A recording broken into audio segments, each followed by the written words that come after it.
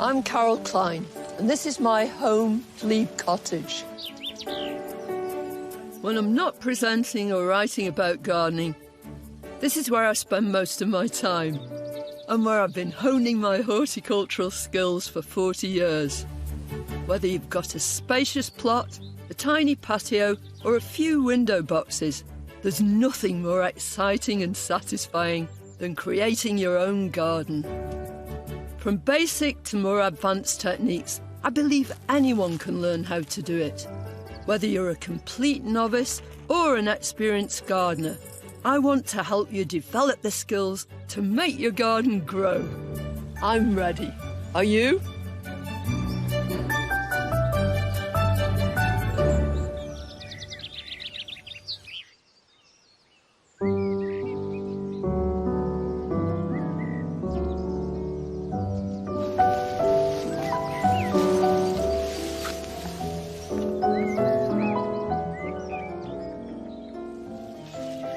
Welcome back to my garden.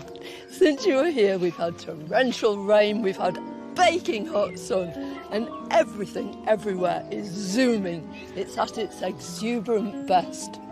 But nothing is fighting with its neighbours at all. Everything is mixing and mingling in the most wonderfully happy way. How about this for a display of lilting loveliness? I think it's wonderful. So this is Ammi Majus, and it's planted alongside a grass down here, which is called Nicella tenuissima. Back in the spring, I had a brainwave. I thought, because I wanted something really meadowy here, to join the top terrace to the garden beyond, introduce an element of poetry. So I got a galvanised water tank. Doesn't sound very poetic, does it? But Neil put some holes in the bottom of it. I filled it with really good compost based on loam to sustain these plants for quite some time. And then I planted out, almost in a grid, the grass and the Ammi right the way across it. So at that stage, it looked quite geometric. But these plants care nothing about geometry, they just want to be themselves, and you could be in the midst of a meadow just gazing through here. This planter is a meadow in miniature, reflecting the meadow-style planting I've been doing on a much larger scale elsewhere. I've used the same plant, Ammi Majus, all the way through this little garden. This is Alice's garden. Alice is my youngest daughter. And Ammi combines with everything so brilliantly. But I love where those soft plateau of the Ammi are in total contrast with its strong, sturdy spikes of the acanthus. Each one makes the other one more so. But I've used Ammi all the way through these beds. It makes the whole thing cohesive. It also creates just the sort of feeling I want in here. I want it to feel very meadowy, very soft and lilting. Now, there are no grasses in here, so you could argue it's not a proper meadow, but that doesn't matter. It's all about how this makes you feel soft, peaceful, filled with butterflies and buzzing insects. It's just glorious. For that naturalistic impression, plus masses of long-lasting colour, there's one plant that I use time and time again. To create that sort of meadowy feel, there are a few plants which are absolute stalwarts. Now, the Ammi is one of them, but I rely so heavily on geraniums, true geraniums. And this really lovely pale pink, it's a form of Geranium oxonianum, is absolutely indispensable because it melds everything together. I use it all along the front of this bed and right on the other side too, and it looks gorgeous mixed with Alchemilla mollis at this time of year. You need to do practically nothing to it at all.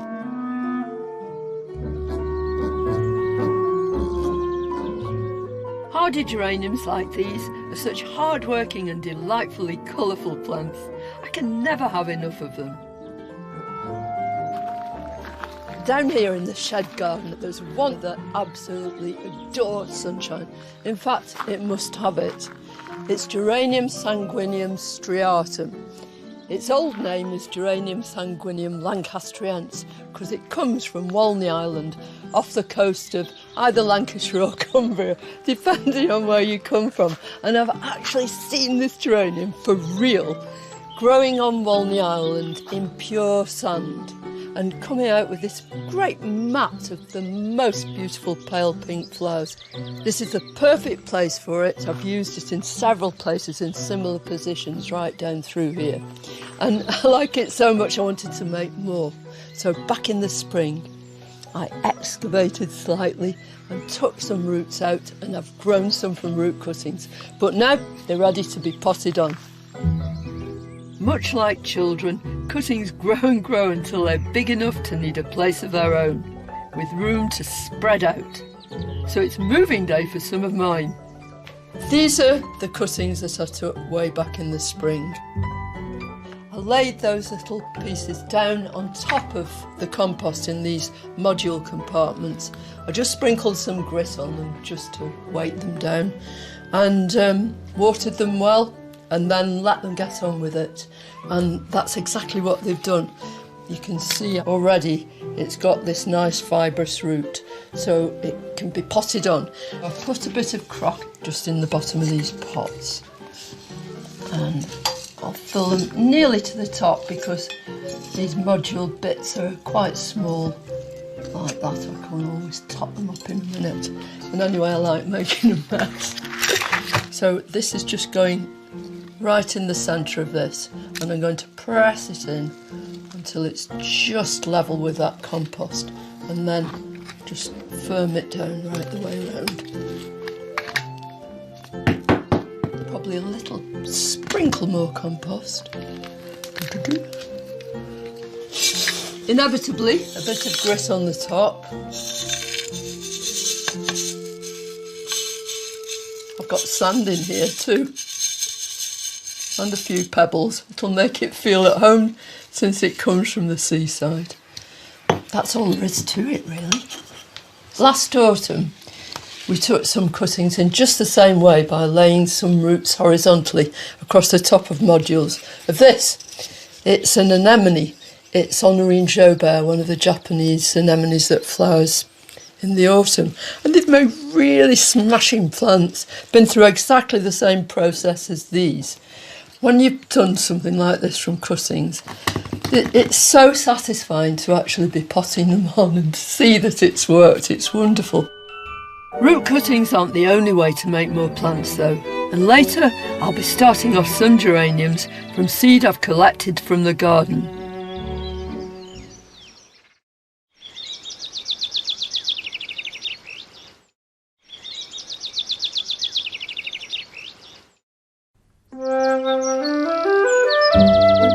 For many of us, midsummer is the highlight of the year in our gardens. It should be the same in Britain's meadows, which ought to be brimming with colour at this time of year. Today, sadly, wildflower meadows are a rare sight, but you can find vestiges of their former glory in unlikely places. I'm popping out to see one of our most endearing wildflowers in one of the last places you'd expect to find such a treasure.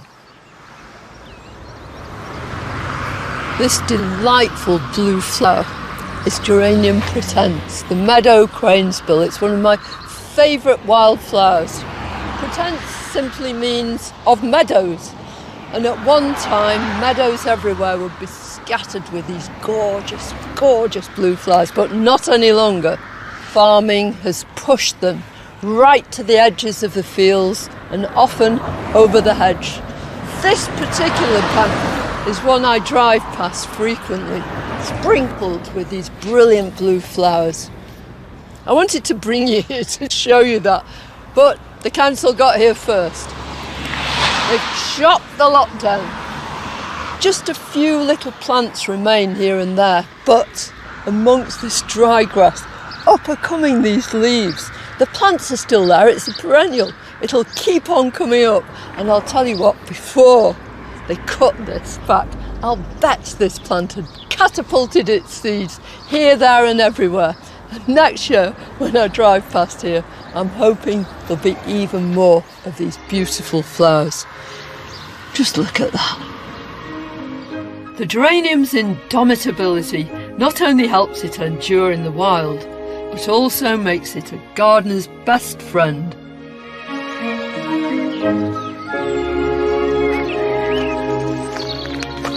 This is how I love to see my geraniums. The famous gardener Marjorie Fish once said, "If in doubt, plant a geranium," and I totally endorse that. She's absolutely right. It's such a hugely diverse range of plants. You can get geraniums that flower first thing in the spring, things like geranium phaeum, right the way through till the autumn. And some geraniums never stop flowering at all. This plant was covered in flower last week, but now some of those petals have dropped and they're being replaced by these lovely seed heads, which give it its name, of course, of cranesbill. The change from flower to seed not only brings different textures to the garden, it also heralds one of my most enjoyable jobs. One of the most important things I ever do in the garden is to collect seed. It's important because I want to grow the next generation of plants, and there's nothing like your own seed because you know it's absolutely fresh. And the time you collect seed is hugely important. You want to collect it just when the seed's right. There's a plant over the back that's absolutely full of those beautiful crane's bills, and the seed's just about ready, and I want to collect it before it disperses itself. I want to plant it.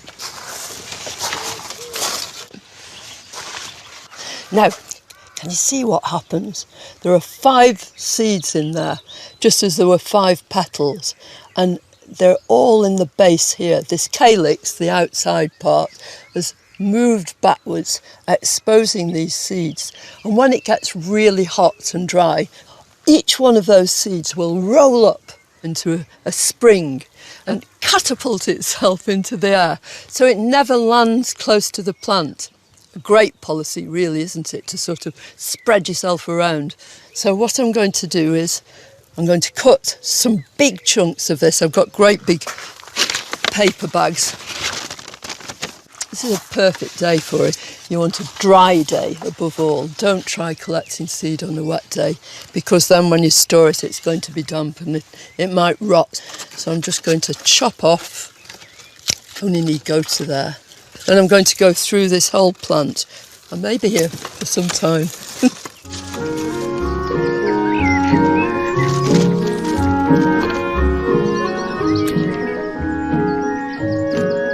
Earlier, I potted on some geraniums I'd grown from root cuttings, but that method won't cut it with meadow cranesbill, and I need to take my cue from Mother Nature. There are all sorts of different ways of propagating geraniums, but when it comes to geranium pratense, the very best way of propagating it, in fact, the only way you can successfully make more, is to grow it from seed. That's what the plant itself does, as we've seen, seeds itself all over the garden. I'll have to wait some time for these seeds that I've just collected to be ready to sow, but I've already collected quite a lot of geranium pratense, so I want to tip them all out. You can see there's quite a lot of seed in there, but there's also the remnants of those seed pods. So I'll take the big bits out first of all, and then I'm going to winnow them. Are you ready for this? I will do this only once. Hope it works. What I'm left with, in the main, is seed. If I just spread it out, you can see all those individual seeds. That really special geranium. So I'll remove the rest of any debris in there. And then I want a seed tray, because I'm going to sow these straight away. Just a couple of inches from the surface. Just imagine all those lovely geraniums. As usual, grit on the top. And I'll be expecting to see them germinate in a matter of weeks. And that's it. little shake around, make sure that's even. And when I take them away to water them, I'll put a label in here while I can still remember what they are. While I'm waiting for this new batch of geraniums to grow, there are plenty more in flower right now to enjoy.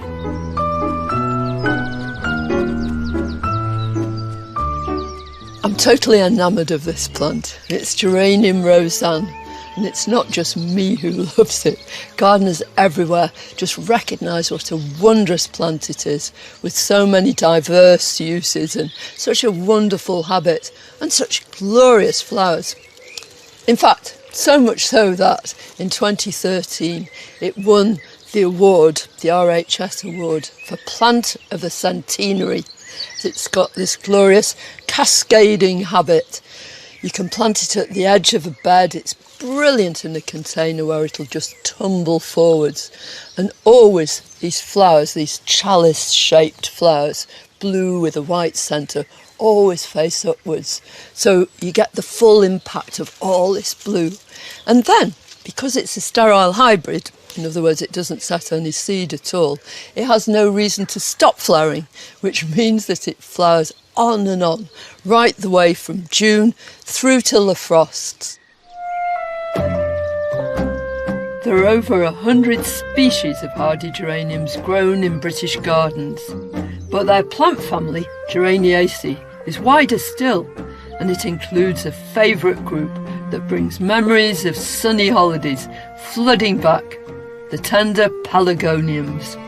Will you just look at this lot, adorning my front steps, aren't they glorious? They all belong to the same family, and they all love living exactly where they are at the moment, in full sun so they can get really baked. On this one you can see exactly why pelargoniums are called pelargoniums. Pelargos is the Greek for a stalk, and look at that head. Just like a stalk and a stalk's bill. And if you compare it to this, to our crane's bill, our geranium pretence, then again you've got a repetition of that same thing and a very, very similar seed head. This is Pelargonium sidoides. It's a species, so it's just as it would occur in the wild in South Africa. And it has these lovely velvety soft leaves, which no doubt repel the sunshine and protect the cuticle of the leaves. Whichever kind of pelargonium you've got, if you want more, they're really straightforward to take cuttings from. And this is a brilliant time to do just that.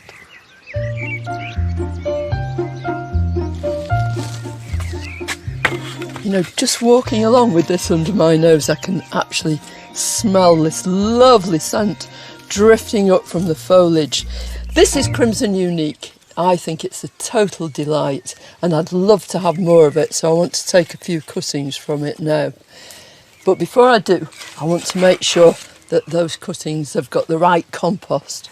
All the species pelargoniums in South Africa grow in really well-drained soil, always in hot sun. Some of them even grow in almost pure sand. So I want to make the compost that I'm taking these cuttings into really, really well drained. And to that end, I'm going to add to my usual mix, which has got masses of loam. Loads of grit already, some extra grits. And I'm just going to mix this all together. It's a bit like making pudding. Here we go. That's really crunchy. In these clay pots, and definitely clay pots for preference, because any extra water will just drain through.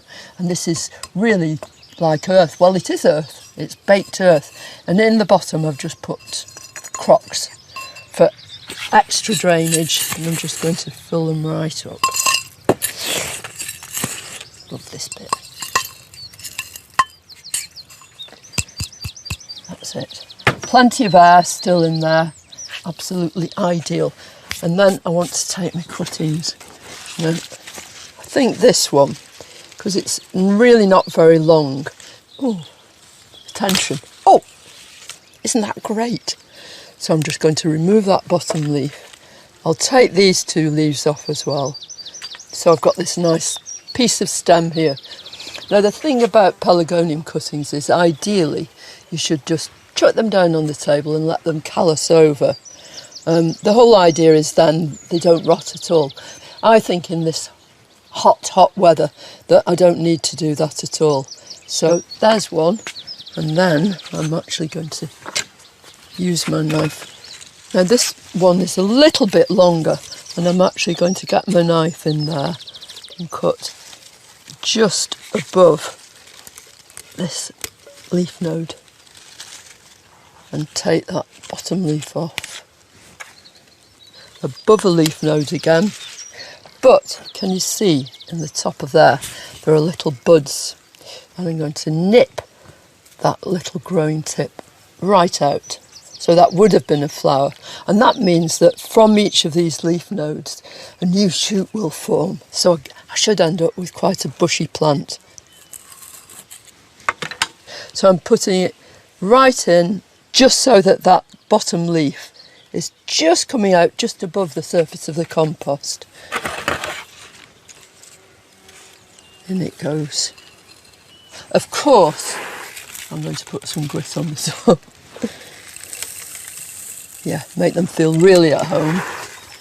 Just put them in a really bright place, and they should be rooted within a few weeks. And then I'll take them out, pot them on individually, and before you know where you are, I'm going to have a flowering plant. In fact, I'm going to have 3. Growing your own pelargoniums from cuttings couldn't be easier. Start with a gritty, well-drained compost. Remove the lower leaves from the cuttings and nip out the growing tips. Then plant around the side of a clay pot to help with drainage. My cuttings will be ready to flower next year in the summer sun. But later I'll be choosing plants to brighten up a shady spot.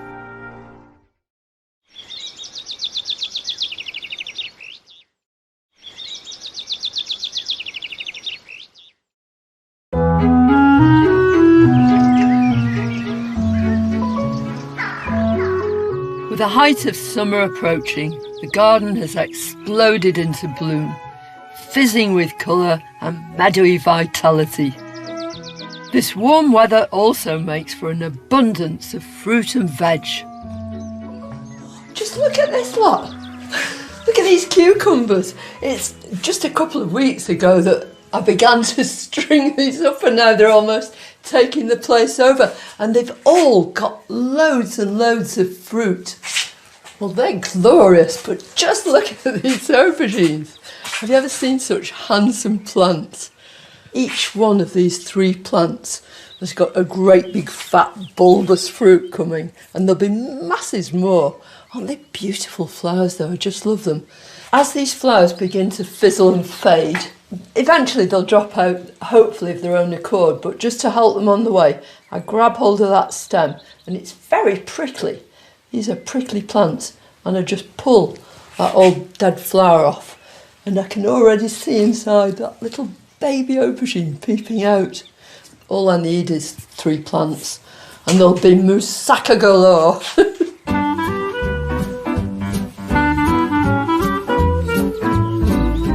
Back in spring I started off some tomatoes from seed, and they've rewarded me with some cracking healthy plants. Here's one of the 2 varieties of tomatoes I've grown this year.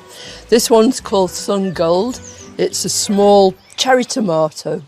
Really lovely, absolutely delicious, quite thin-skinned too, and golden, as its name suggests.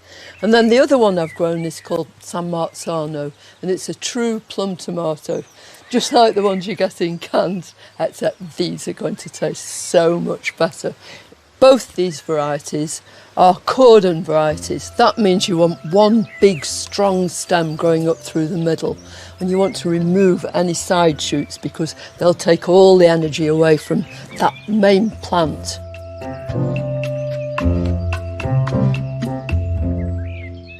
If you look at this main stem here, you'll see on some of these leaf axils I've got these side shoots coming out, and they in their turn will start to make flowers and eventually tomatoes. If I just leave them there, then they'll weaken the whole plant. I'll get loads and loads of tomatoes, probably many, many more, but they won't be of the same quality, the same size. So I want to remove those shoots, so this main plant's got much less competition. Now, I've got to do this carefully. What I'm going to do is take that one out first, and all you do is put your finger and thumb there and just snap down like that. And it should come away quite cleanly like that. Put that down on the floor for a minute. Now here, I've got a real big boy, look at that. I'm beginning to make flowers here. So I'm going to actually use my secateurs. And I'm going to cut this one very carefully right into that leaf axil. And here's another one, but again this time I can take it out with my finger and thumb. Just snap it off like that. So do my usual tying onto the stake first. Might need another extra one there, but should be all right, that should be enough. And I'll just tie it in a nice neat bow. So that's on its way now to making a much taller plant. And along that stem are going to grow these flowers. And from those flowers are going to come tomatoes. Now I've picked up all the bits that I've cut out, all these side shoots, and I'm not going to chuck them on the compost heap or anything. I'm going to do something completely different with them and make some new tomatoes.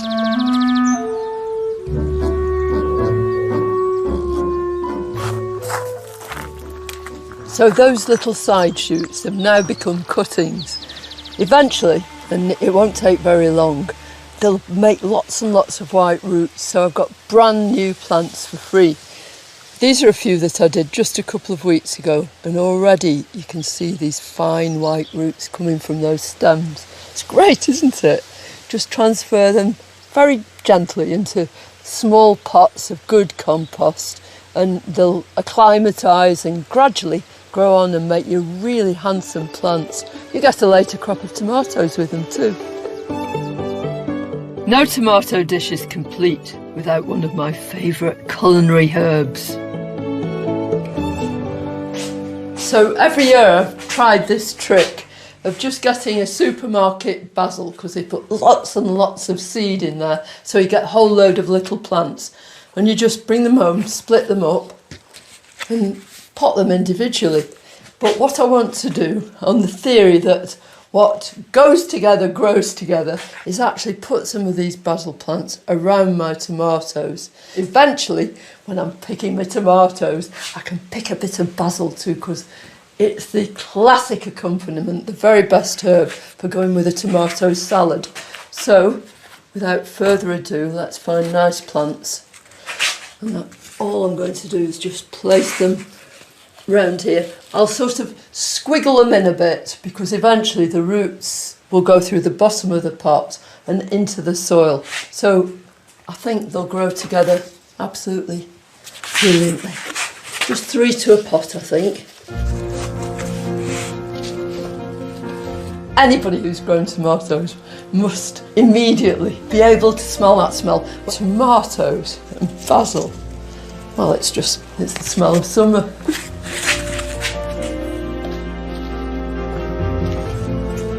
As fragrant as it is, you can't spend too much time in the greenhouse in this heat, so I'm heading for cover.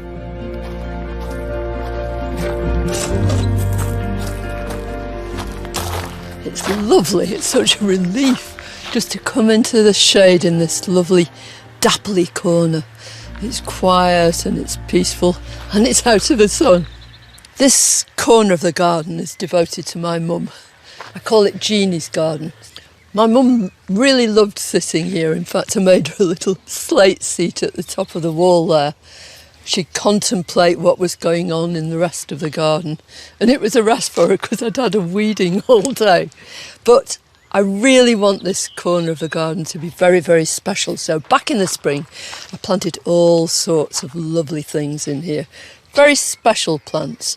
Lots of hepaticas, trilliums, lots of these podophyllums with these fascinating leaves. begonias that are evergreen, but all of that has sort of gone quiet now. So for a splash of colour, which is going to persist right the way through the summer and really brighten this place up, I want to use a golden grass. But before I do, I want to cut back some of these ferns. In the spring, they were just coming through and I really had no idea they'd grow to this extent. In the winter, I'm going to actually dig them up and move them. We've got plenty of places for them to go. I won't shut them out, they'll be reused like everything else in this garden. So I'm just taking these fronds right down, and I'll probably do that right the way across over here too. They're just preventing me from seeing what I'm doing, and I want to see just where that grass is going to flow down this bank.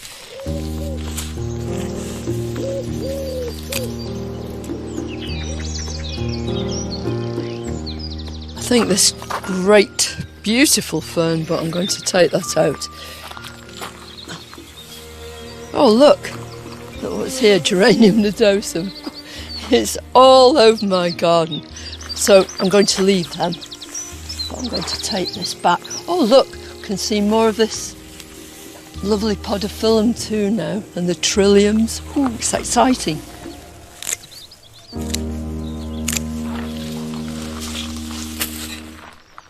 So this is the grass that I want to put to flow right the way through here. I mean, it's already swishy even at this stage, isn't it? It's Hacanacloa macroaureola, and just means it's got golden foliage. Now the thing about golden foliage is that it doesn't like being grown in full sun, especially in scorching weather like this. The reason is very simple. There's not as much chlorophyll in these leaves, so they're not as protected from the sun. They're thinner. This is the absolutely perfect place to put it. And I've got several to choose from. I think I'll put them all in, the more the merrier.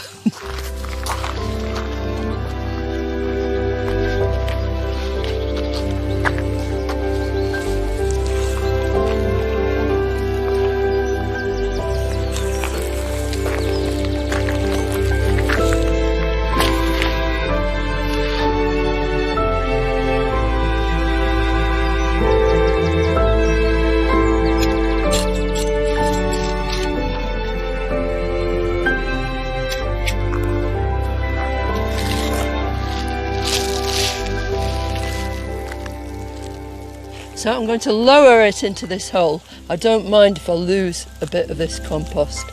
And my soil is very, very dry. So once they're all in, I'm going to drench the whole thing. That's the thing about anything that's growing under trees. A, it's in competition with the tree roots, and B, the canopy stops the rain penetrating the soil. So it tends to get very dry. Here we go. Does that look graceful? I've thought of the ideal accompaniment for my shade-loving grasses, and it's one of the plants grown from root cuttings that I showed you earlier. There are 2 times during the year when places in dense shade can really come into their own. One is the spring, before the canopy fills in overhead, and then you get all your lovely spring bulbs and all those little treasures. But the other one is when the leaves start to thin out in the autumn, and then more light can come in too. And I would love to have a plant over there that I know Jeannie loved, and it will come into its own in the autumn. It's this. It's an anemone called Honorine Jaubert with pure white single flowers.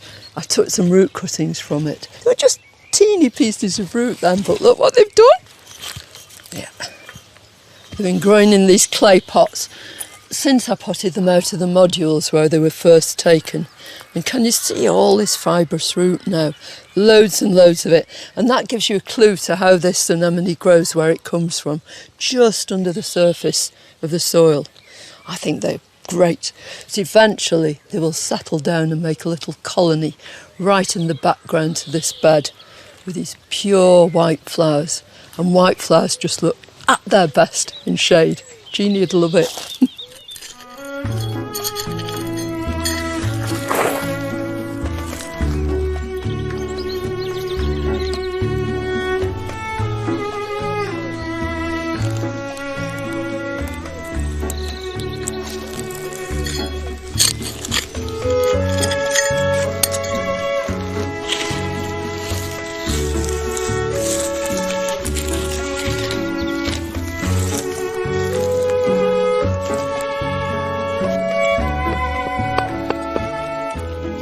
Hello, Sylv. Hello. You come to see what I'm doing? Yeah. Planting some anemones for Jeannie. Yeah. When they grow up, they'll be taller than you. Yeah, they'll be right up here. Next, I'm stepping out into the sun once more to meet some little cousins in the geranium family.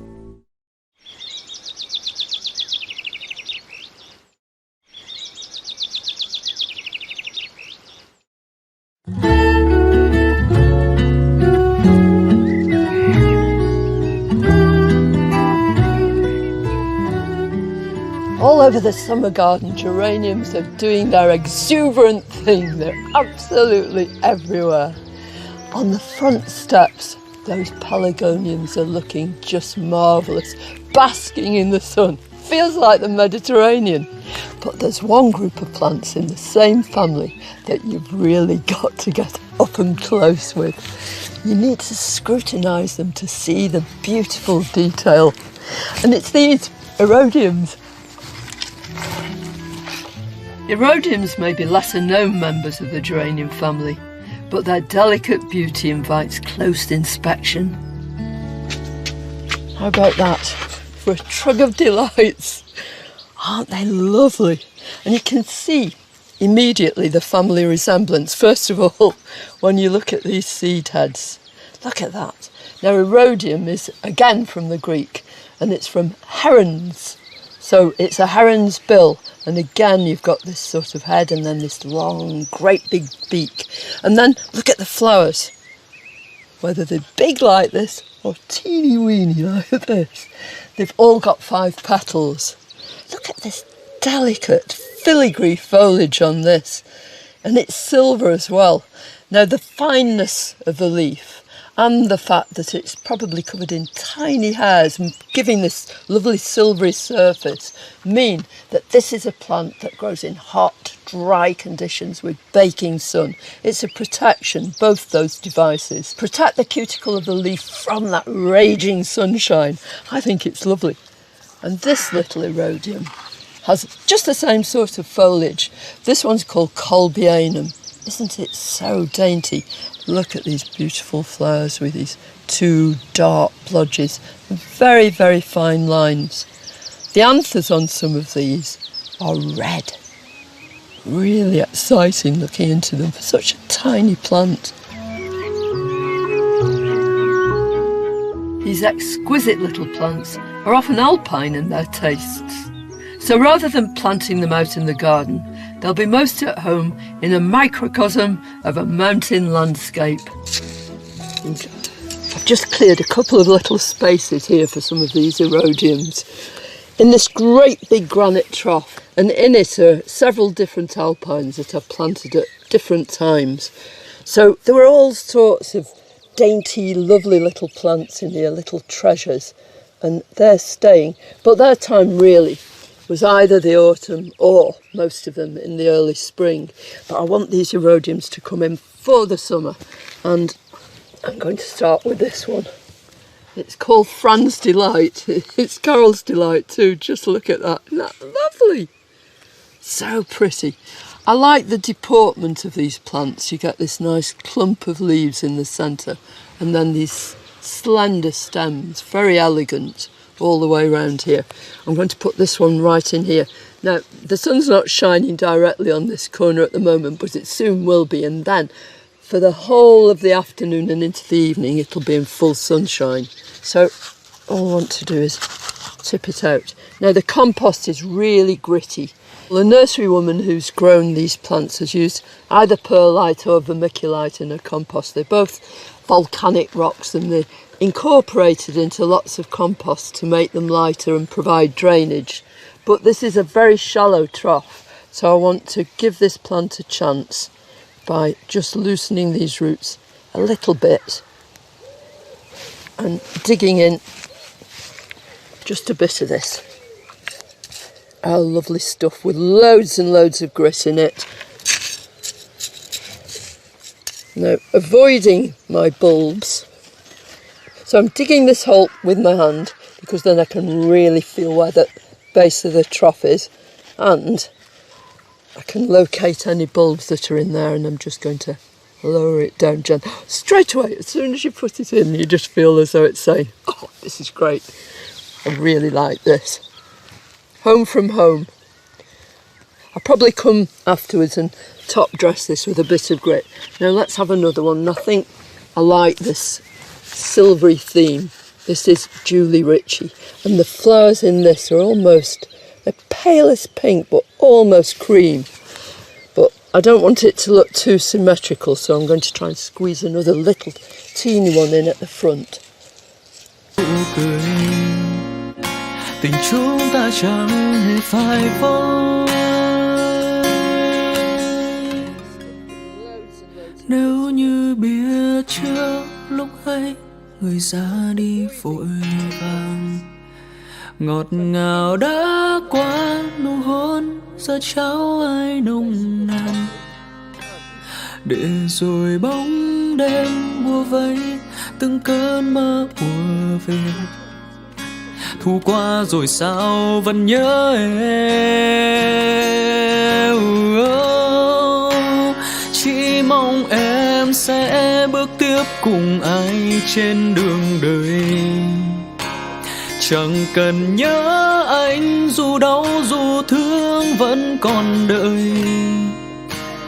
Một ngày nắng lên người quay về đấy nở nụ cười. Tình chúng ta chẳng thể chia đôi. So I'm going to put this little Ricardii album. Isn't it beautiful? I mean, you just know you've got to have this raised up off the ground so at least you can get your head down and really look at it. I love the way the centre is green as well. Love pale flowers with green middles. And look how close that foliage is.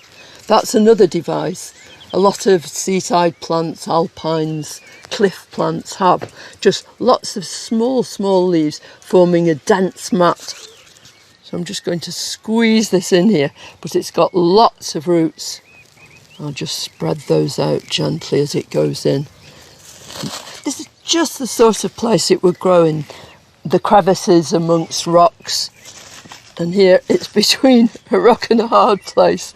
This big rock that I put in here and the edge of the trough. Push it down. That's it. When you've put things in like this, yes, they look new, but if they look as though they've always been there and they're happy, you know they're in the right place. I hope you've enjoyed catching up with what's been happening here at Glebe Cottage. I've loved showing you all these plants, but especially this wonderful family, the geraniums, and all their beautiful relatives. Next time, what do spiky gorse plants have to do with one of our sweetest vegetables? Well, I think that's going to deter any predators. I'm investigating the pea family. Oh, look at this. Beautiful. Do come and join me next time for more wonderful gardening and marvellous plants.